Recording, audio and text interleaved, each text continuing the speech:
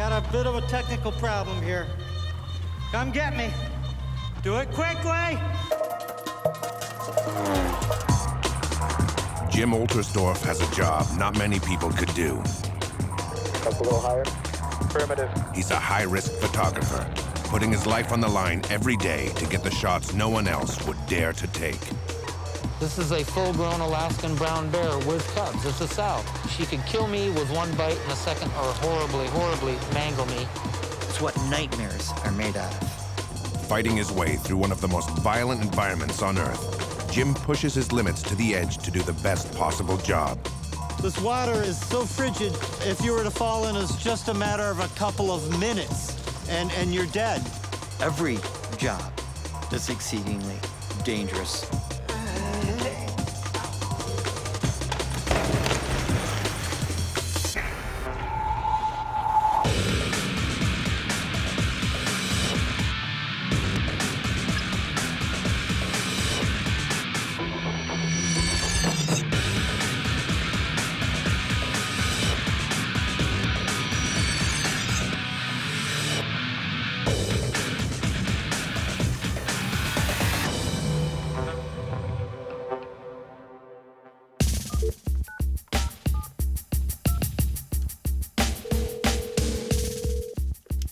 Gary.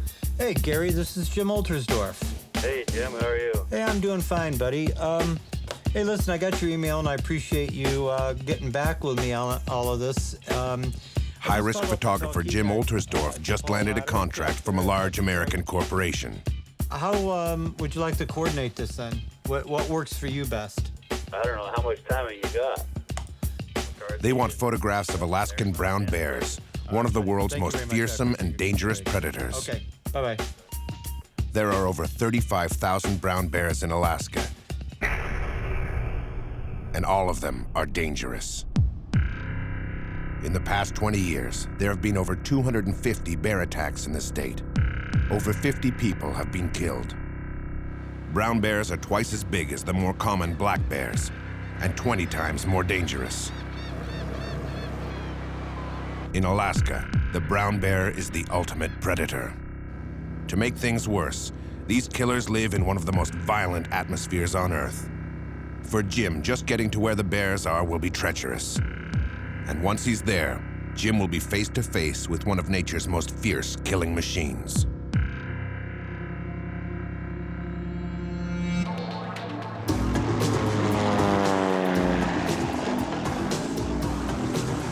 Glenn Allsworth Jr., an expert bush pilot and guide, will fly Jim out to Funnel Creek, where several Alaskan brown bears have recently been spotted. The bears are usually pretty antisocial. They're usually not all hanging around each other like they are in this place. So it's the one time of year when you get all these big bears all in one place.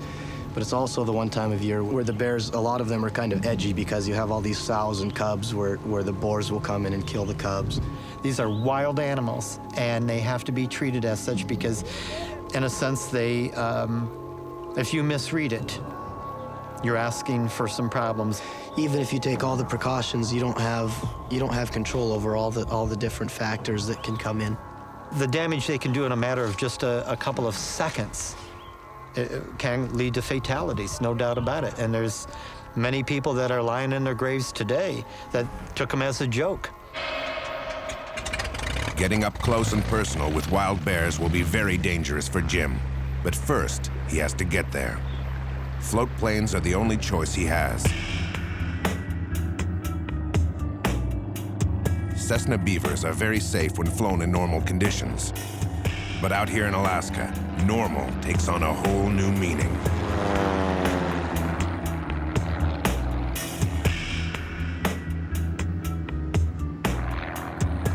There are no weather stations anywhere near Funnel Creek, Jim's destination.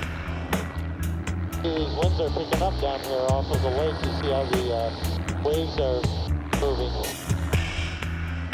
The planes are flying 160 miles into the wilderness, through mountain passes and over glacial waters. Yet in Alaska's uncertain environment, the weather can change on a dime.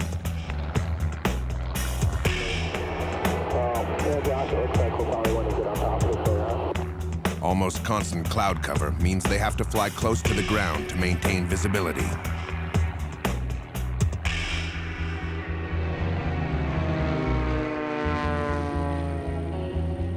Okay, we're good. If anything goes wrong, the pilot won't have more than a few seconds to react before the plane crashes to the ground. Okay, we're coming in for a landing here on this lake where all these bears are. And it's a real tricky landing. Time to time, we got to get these winds right. As you see, there's a huge amount of bear population out here. I probably counted at least 50 bears just then. Wow, that was pretty exciting. Thanks. Jim is met by professional guide Jeff Duck. He will be everyone's bodyguard for the next day.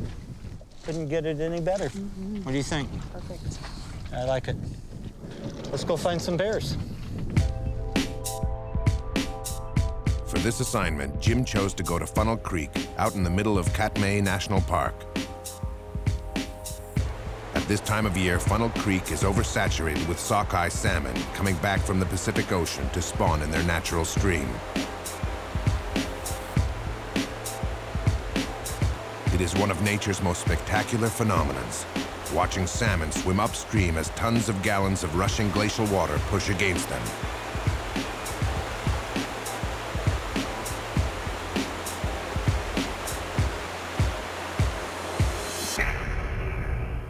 A lot of salmon also means a lot of bears. Professional guide Jeff Duck has been scouting the area for a few days. What he saw makes everyone nervous. The Alaskan brown bears are everywhere. They are big and they are hungry. What we're gonna do is just stay in a group and keep our eyes open, keep looking around 360 degrees.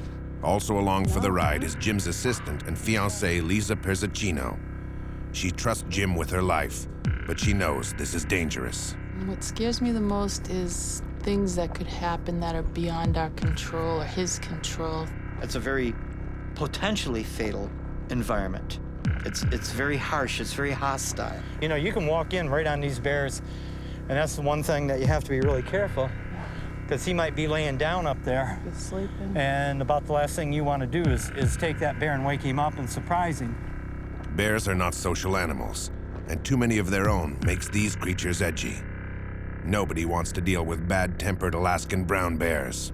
Here we have a sow and a Oh boy, cub look over at here. She's only got one cub, and you can tell that's a smaller bear. That's a 500-pound bear or so. A mature boar will go between 750 to 1,200 pounds. And they'll outrun the fastest Olympian. They have a speed capable up to a 30-mile-an-hour burst. From that distance there, they could outrun a horse. It's unbelievable. Something of that size can come at you with the speed of lightning, and before you even recognize what's going on, you're in his jaws. He will tear you apart and you will be gone. It's what nightmares are made out of. But that certainly won't stop Jim Oltersdorf. He will go right to the limit to get the best possible pictures. Absolutely incredible. This is as close as we're gonna get, Jim. She looks like a nice, cuddly bear, but you've got to give her all the respect in the world. That's the most dangerous animal right there. Sow with her cub. Like most animals, this female brown bear will protect her cubs at all costs. It's hard to say what could set her off, but the better thing is to never set her off. If that sow decided that Jim and the crew were a menace to her cub, she would charge the group at full speed. That is a big sow up there. Reflexes would send everyone running for their lives, and that could be a fatal mistake. Never run from a bear. Many of them will make a mock attack. They'll make a charge at you. Oh, it'll take nerves of steel to stand there. But if you move back, that will incite his aggression and cause him to absolutely attack you. There's no predator on Earth that's any larger that will take those guys on if they had any brains. So it might be a little prudent to work our way over this way because she's going to be coming here.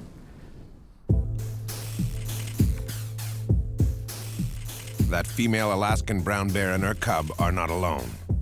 To Jim's delight, the brown bears are everywhere. Although their name doesn't strike fear in one's heart as much as grizzlies or Kodiak bears, they are the same animal. The difference is purely geographical.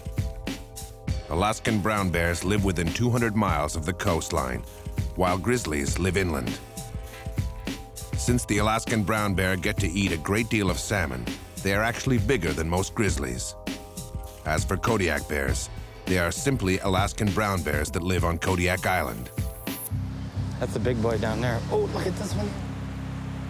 Jim just hit the jackpot. Right off those bluffs, several bears are feasting on salmon.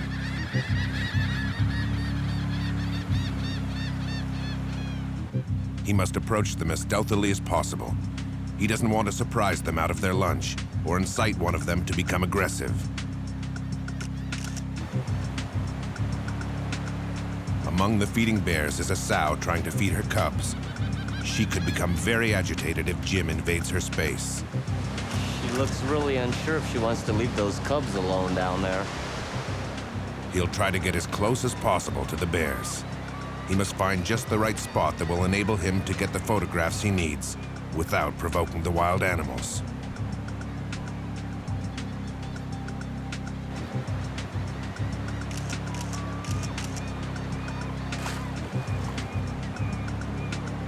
These bears are absolutely unbelievable. This footage I'm getting here is extraordinary. These aren't park bears, these are wild bears. To get those incredible pictures, Jim must take risks. But that's what high-risk photography is all about. To go to the edge and to peer over is an extraordinary experience that absolutely makes me as alive and vibrant as I ever could be. It's extraordinary. So I'm standing here, or sitting here, I'm on a cliff, and it's certainly without question breakneck if this should give way. In order to get these shots, I have to, again, put myself in the best opportunity. Come on, big boy, get that fish, will you? And it's all loose here, so you got to be extremely careful. You have to be aware of what we call situational awareness of not only the bears that could harm us, but the actual physical part of it. That's a young sow, and she's learning herself how to fish. And as she progresses in age, she'll become more proficient, where just about any time she dives in, she's going to get a salmon.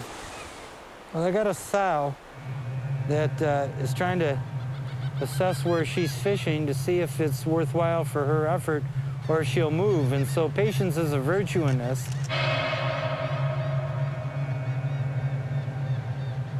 I like to get the teeth into the fish. I like that drama of the successful meal gathering, you might say. So what we want to do is catch it just like what she's doing right now. She's coming in, nice splash, miss the fish. I love color.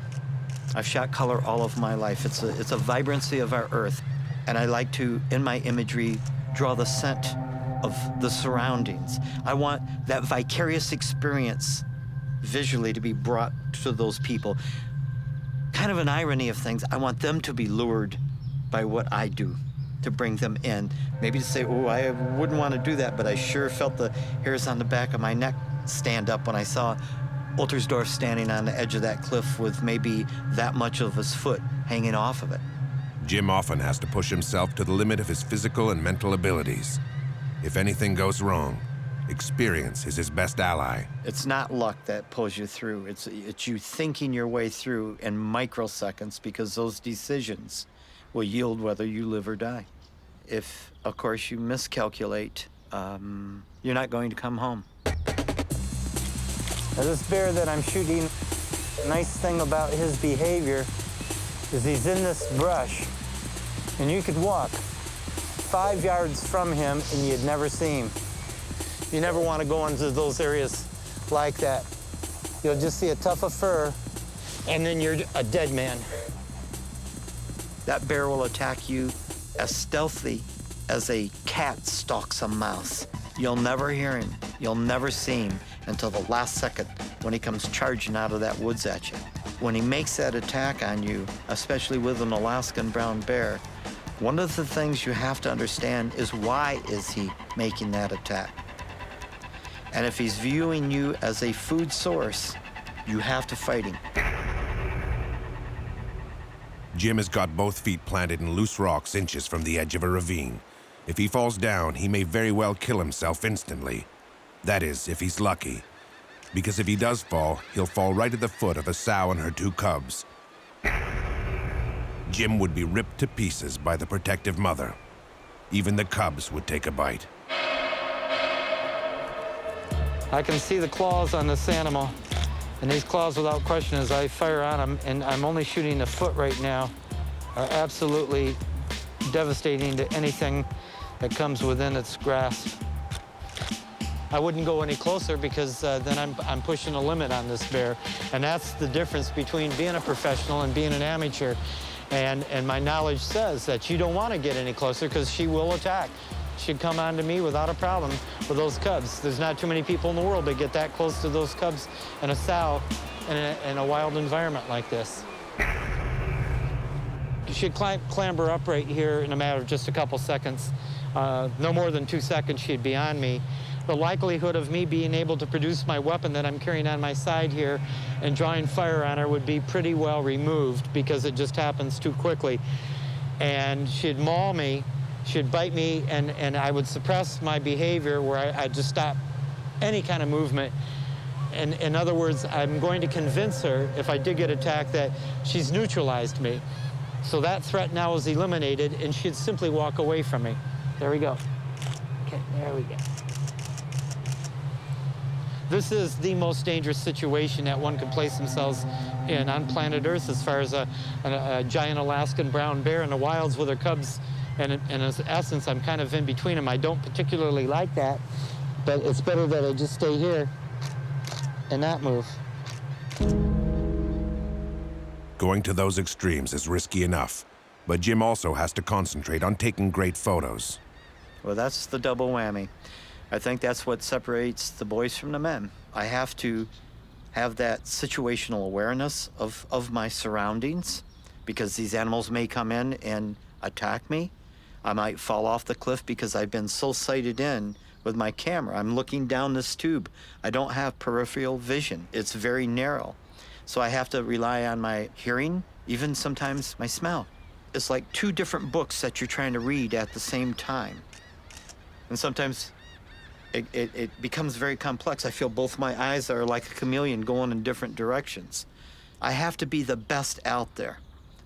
When I'm doing the front covers of these magazines or books or taking and creating imagery that is going to symbolize a multi-million-dollar company, there's no doubt that pressure is there.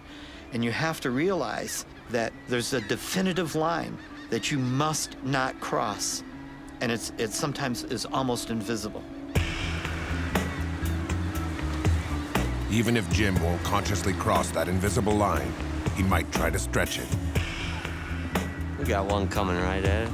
The pictures from the top of the bluff were very good, but Jim wants some eye-level action photos of these bears. These are just young boys. Yeah, but we got no way out, though. Every bear has cubs here. I know it. That's a big one down there. You mean the one on the left? Yeah. And we are surrounded by them. That's good. That's a good thing, Jeff. That's Yep. what we came here for. Yep. I'm glad you got some bears today. He managed to convince professional guide Jeff Duck to accompany him down into the water. They basically will be walking right into the bears' buffet table. It'll be Yeah, I cool. want to get out of here as quick as I can. Oh, Jeff, these are beautiful pictures. You know, you wait a lifetime for these kind of opportunities. Even though he's an experienced outdoorsman and hunter, Jeff is still nervous. Oh, hey, hang on a minute. Let's see what the sow's doing. In his mind, They crossed that invisible line between safe and sorry. Let's start backing up a little bit, Jim. She's working her way through that brush. Okay, we're holding them up now. We'll have to get going. They want to get up here again, I think. Why don't we go over here, give them a little room? Do this quick, Jim. Well, we're blocked from the other group, though.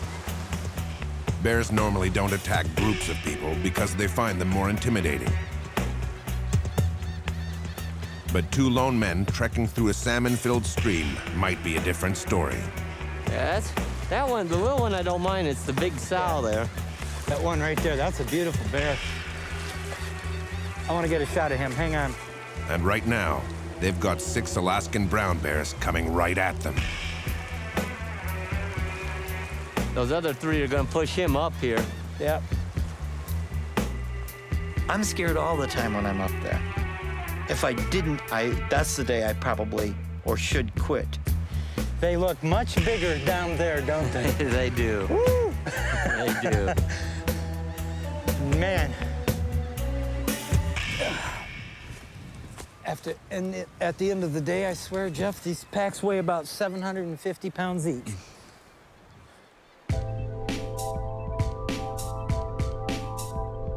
I think some of the dangerous things that I do, if we want to call them dangerous things, I call it a job description of, it's just like taking out the garbage or delivering newspapers or going down to the office. My office is a lot different, but to me, it's my life. It's the style of which I approach it.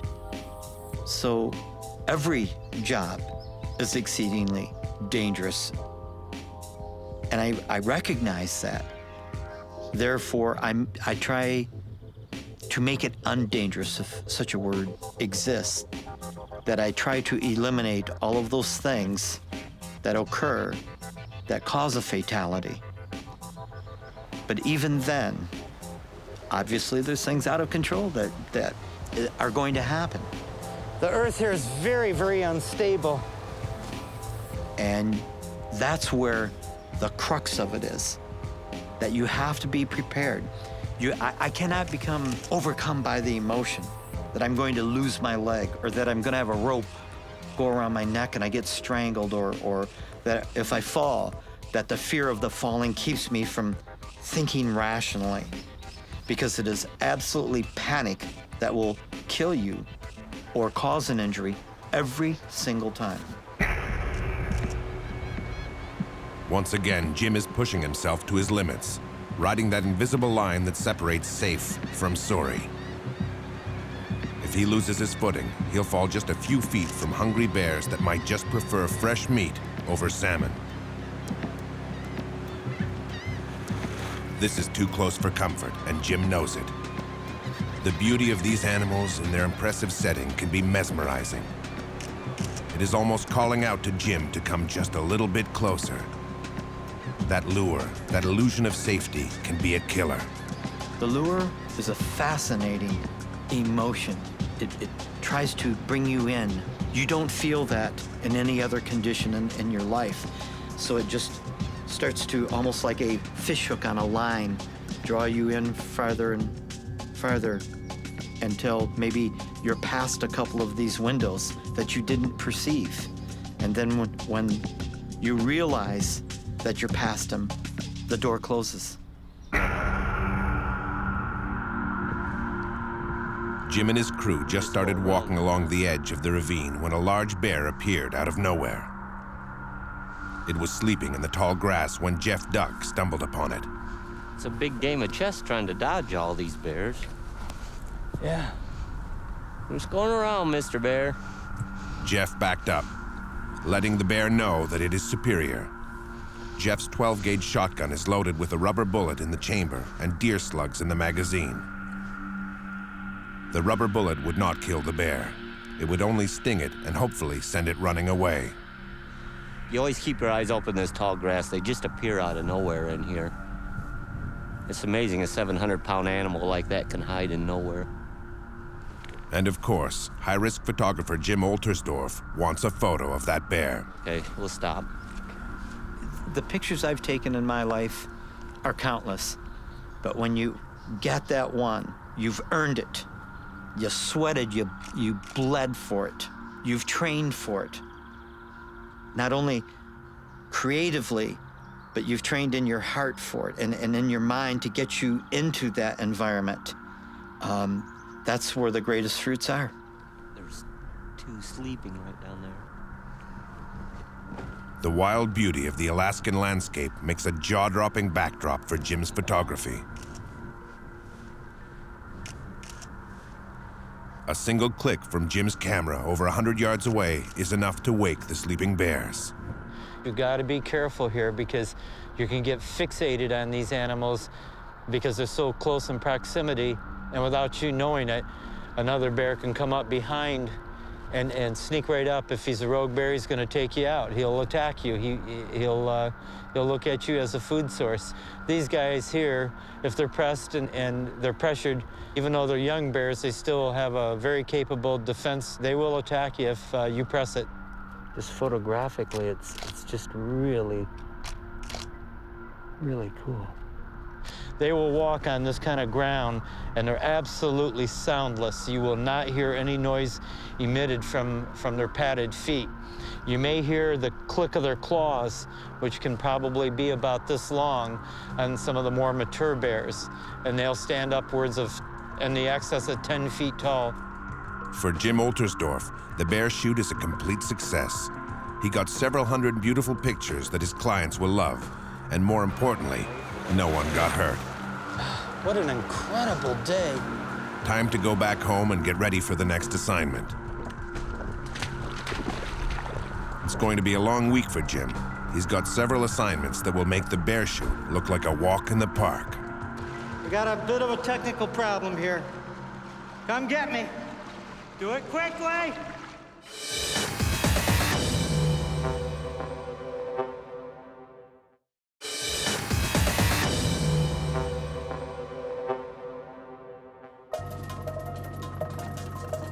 When it comes to aerial photography, high-risk photographer Jim Oltersdorf is a world-renowned specialist. All right. He has taken pictures for almost every aviation magazine in the country. This time, it's Pilot magazine that wants pictures of a 1943 Stinson plane in action. To take the shots, Jim rented a small Cessna and had the pilot take out the right side door. Jim will be working half in, half out of the airplane. This is not a job for the faint of heart.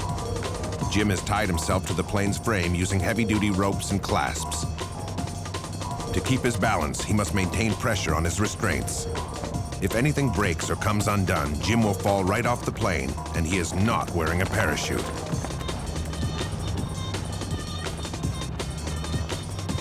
The bright, flashy yellow and purple suit is to give rescuers a better chance to find his body.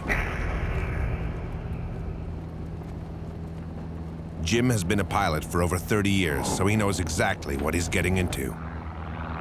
He knows the dangers are not always where you expect them to be.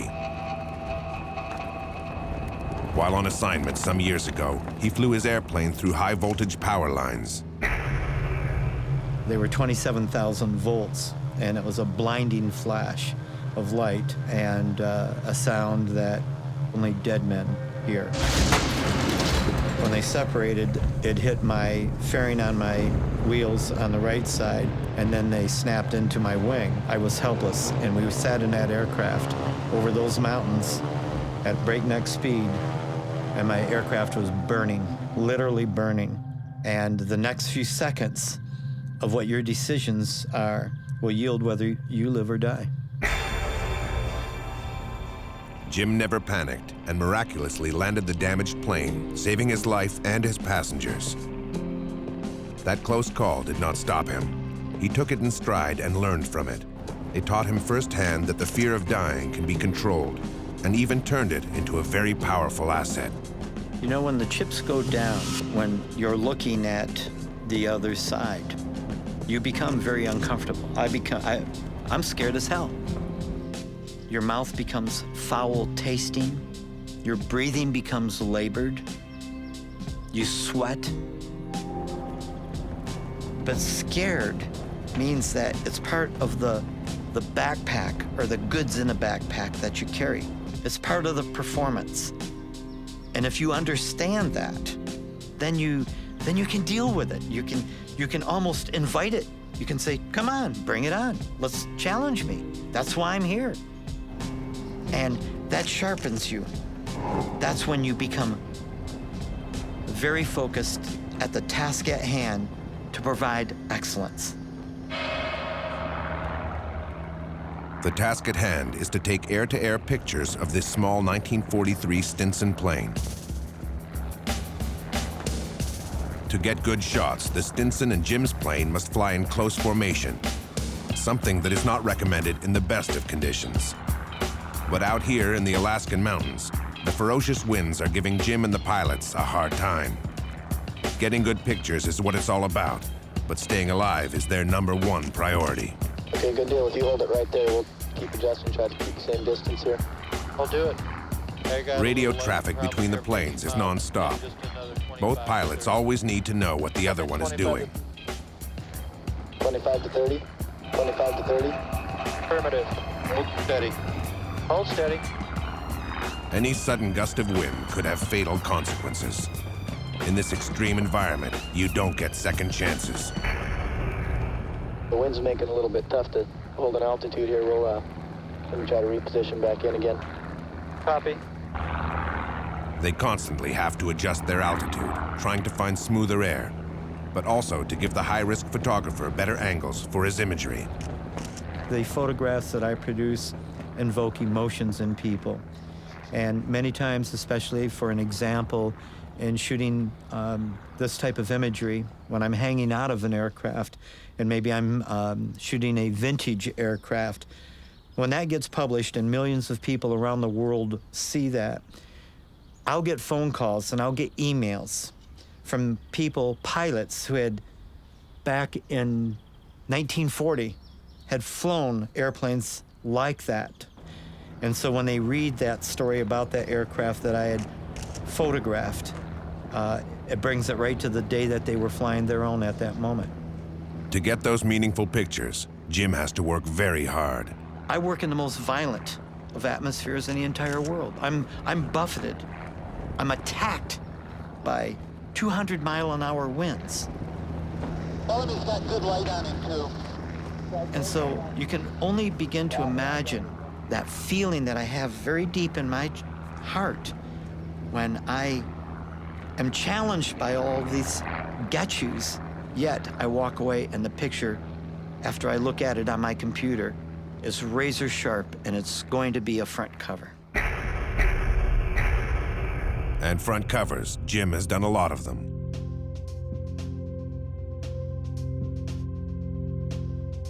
He started his career almost 30 years ago in LA, shooting high fashion and glamour photography. He quickly built a solid reputation that landed him some fabulous contracts. Single and good-looking, Jim had it all, or so it seemed. It was exciting. It was flirting with danger in a sense. Beautiful women, exotic locations, Rolls Royces, limousines. But I always felt empty at the end of the day. Made good money doing it, but there was something that wasn't feeding my heart. It wasn't touching me. One day, he packed his things and left for Montana. No one could comprehend why he left such a seemingly perfect life. You answer to your heart. There's no other way of saying it. And so I realized that I was at my happiest shooting trout in a stream. Jim quickly realized that he worked best in difficult, more challenging environments, shooting pictures where other people wouldn't even think of taking a camera. Today, Jim is one of the world's most respected high-risk photographers. Don't do the mundane. Go to the extraordinary. Seize the greatest opportunity. And all of the while, enjoy it, because then you become exuberant about your work. You become energetic, and that will show in imagery that you create.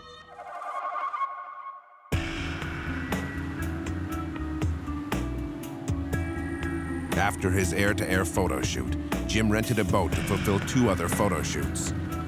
He wants to go to a remote waterside location where he will escalate a steep mountainside and then rappel down. Hanging 100 feet over the frigid water, Jim will take photos of the astonishing landscape. But first, he'll use the boat to get as close as possible to the Holgate Glacier. He wants to get eye-level shots of it. Those photographs will go in Jim's photo bank and will be offered to anyone who might need them.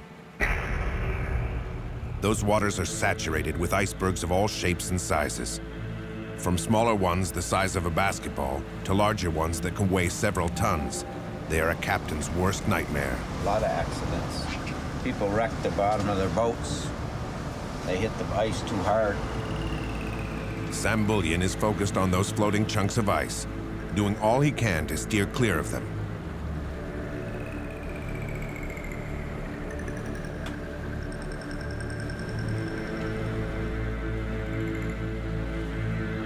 This quick sightseeing tour could turn very ugly in the blink of an eye. The small inflatable lifeboat the ship is carrying is not large enough to hold everyone on board. We could have a small-scale Titanic-like event right here. In Alaska, cold water immersion is the second leading cause of death. But Jim won't settle for long shots of the glacier. He's always looking for different perspectives, for images that no one else will get. Pretty soon you'll be able to hear the ice calving. The captain of the boat has found an iceberg-free channel and is navigating closer and closer to that breathtaking ice wall. What looked from a few miles away to be no more than a slowly rising pile of snow is actually an ice wall several hundred feet high. It is one of the most spectacular landscapes anyone could see.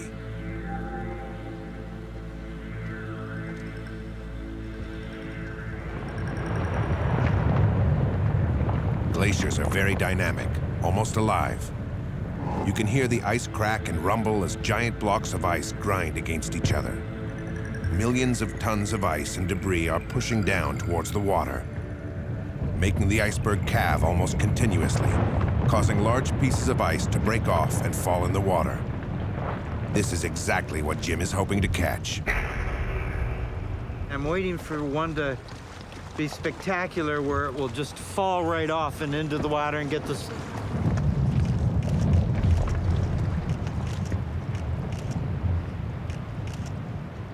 Something kind of like that. Captain Sam Bullion has done a fine job. The boat is getting closer and closer to the glacier.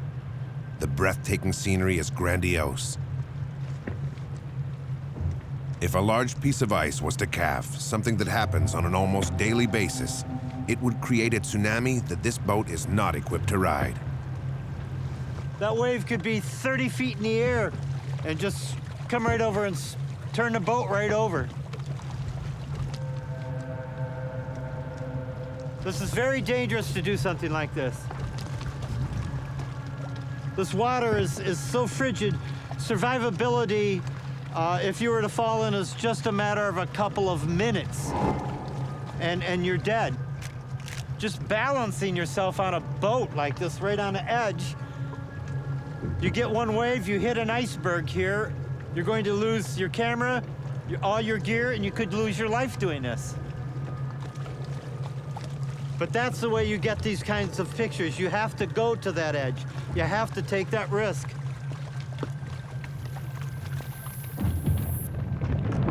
Here we go, right? Oh, yeah. That's what we wait for. The ice cracking sounds like small explosions, and they seem to be more and more frequent coming off the left side of the glacier. That gets all of Jim's attention. If this whole thing should happen to fall, we just hope it doesn't. I think what we need to do is we need to swing around and go back down to this other chute that I'm gonna do. It's time to go. Jim still has the rappelling shots to do today, but the incredible beauty of this natural theater makes it hard to leave it behind. Some of those sounds are scary though, man.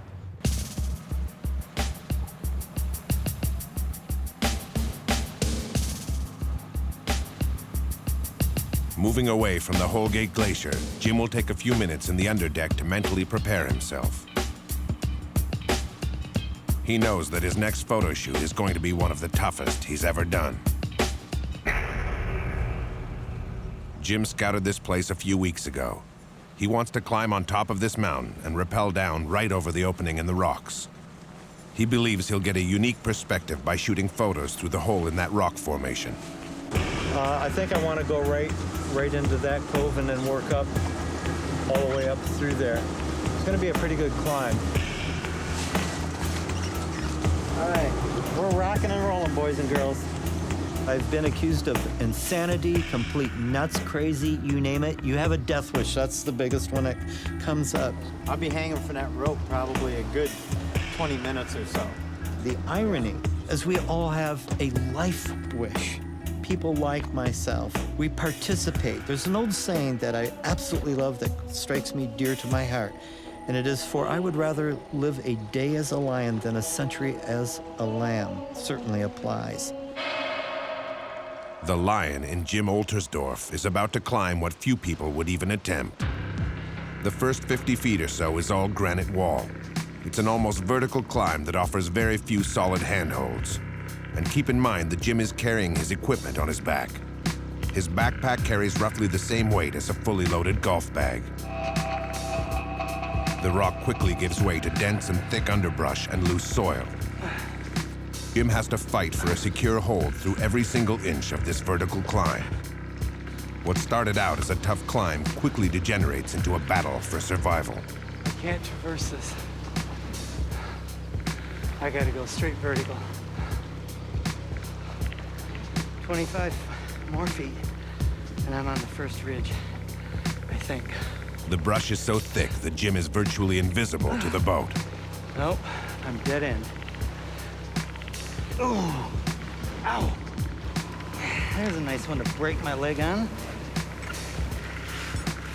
I'm 54 years old, 5 grandchildren. I do notice that there's times where physically I'm much more challenged than what I was when I was 25. But I also realize too that I'm a lot smarter. I have a lot more experience. I gotta tie myself off here because I'm gonna fall if I don't. That's not a heavy tree to bet your life on. After almost an hour of constant struggle, Jim is near the top. He's got no room to maneuver, and the rocks are crumbling under his weight. One wrong move, and Jim could fall 200 feet into freezing water.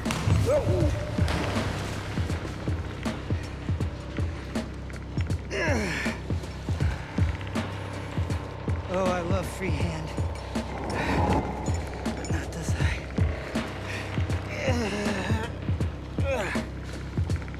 In my industry, you don't have to have biceps of a bodybuilder. You don't have to have legs of a sprinter. You don't have to have the breath hold of a world record deep sea diver. What you do have to have is what's between your ears, the ability to use your mind and to think rationally as you're met with the opposition. Jim has finally reached the top of the mountain, but he's not positioned over the hole. He'll have to move sideways so he can come down on his mark. Oh boy, it's the worst I've ever climbed. Jim is exhausted, and that's when accidents happen.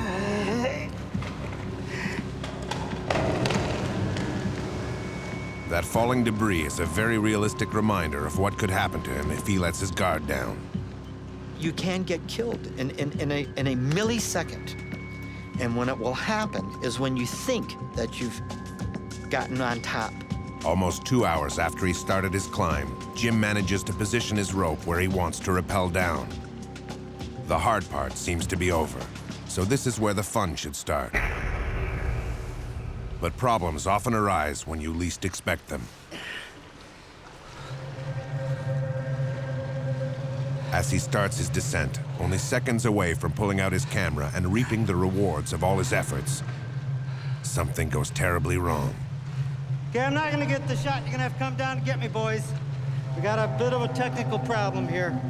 Hanging 60 feet above the rocks and freezing water, fatigue sets in for Jim, causing both of his hands to cramp up. Come get me. He is not using climbing equipment that would allow him to let go of the rope. If he does let go, he'll fall straight down. Do it quickly! The water is freezing cold. It would instantly knock the breath out of him. Unable to use his cramped up arms and hands and weighted down by his photographic equipment, Jim would sink like a rock. Quickly!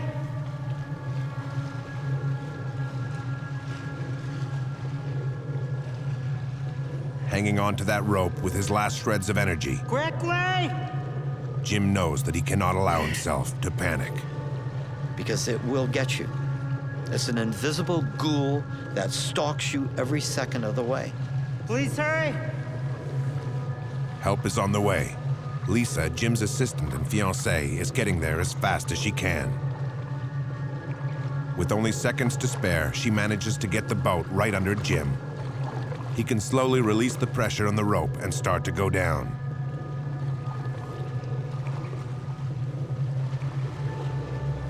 Had a malfunction. Get right under me.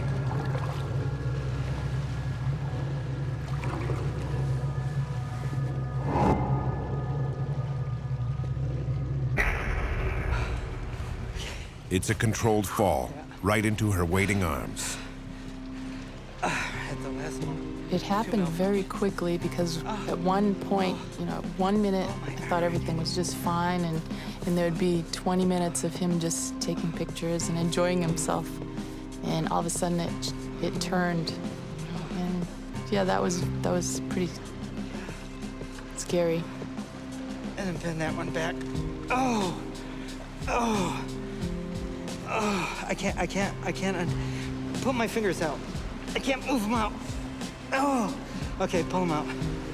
Oh. All right. Lisa is one of the most inspirational people that I've ever encountered in my life. Oh, yeah. Pull them out. Pull my fingers out. Oh! Ow! She was there for me. Oh, God. Let me put my hair down. I was just glad he could hang on long enough for me to get there. I was just really thankful. It was just a stressful time, I guess, and just an emotional. I had a couple things go wrong on me right as I went off. Really? Yeah. Oh, look at my hands. Oh, bend my fingers back up, will you? Oh. Oh, my arm. Oh.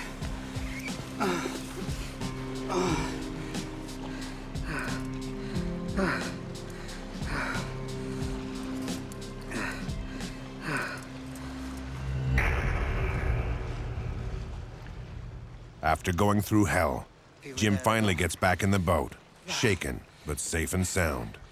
13 things went wrong right at the very last part. It's extremely frustrating. My fingers they just cramped right up, both of them. I couldn't even open them. I couldn't do anything with them. If you gain it all, then it's not high risk. There's always that element, no matter what I'm doing, it's elusive. You all right? Yeah. You all right? Yeah, of course I'm right.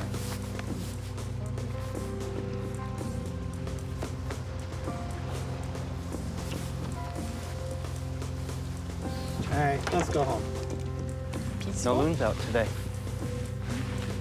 He'll be here tonight, though. You think?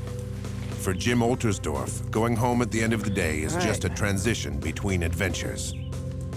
Great day to go out on the water, isn't it? This gentle soul will always be happier playing outside. I believe absolutely in fate. And I think that my fate, what's said to my heart, my spirit, is simply said, go out and take all the pictures you can. Show the world what they really have. Look at the purse, the extremely magnificent earth. It's all there for everyone, and it's up to me, in many cases, to show those people who have not been exposed yet to that rawness, to that beauty. That's my responsibility.